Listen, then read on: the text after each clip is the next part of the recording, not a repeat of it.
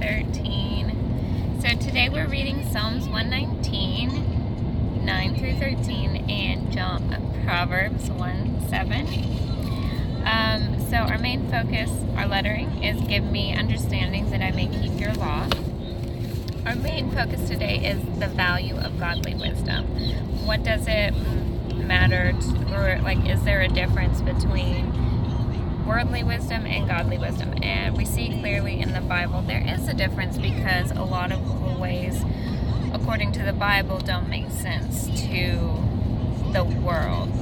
What the world thinks is, they consider foolishness, the light that comes from the gospel. And we see that through Jesus' life and how people respond to what he says is wisdom. People called him crazy, and some people got it. Obviously, he had a huge following, but definitely those who were considered wise in Jesus' day were made fools, like the Pharisees, the Sadducees, because they wanted to, follow the law, but not take to heart what it was trying to do. And Jesus was coming in and saying, you're not understanding what God was trying to do. He was trying to give you a clean heart, and he took it deeper.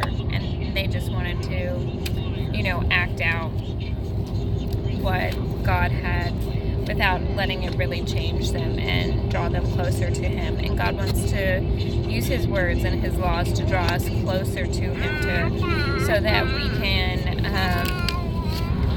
it's all about remaining in him and being in fellowship with him, and he wants to draw us into him. So godly wisdom is that. It's something that knowing why something isn't good for us, and understanding that even if we don't know why, that we can trust in a God that does know why, and that he's going to take care of it all. So we need to make sure that we're walking with wise people, wise counsel, following people in the church. Make sure that the counsel that we receive from other Christians is according to the Bible, and not just what we might think is. Make sure everything's in context to his word. So have the counsel, but also be double checking it and proofing it with the Holy Spirit as well, because God said that many false prophets would also come. But we just need to keep in tune with the Spirit, remain in him, and walk with the wise, so that we can become wise and God can change us from the inside out.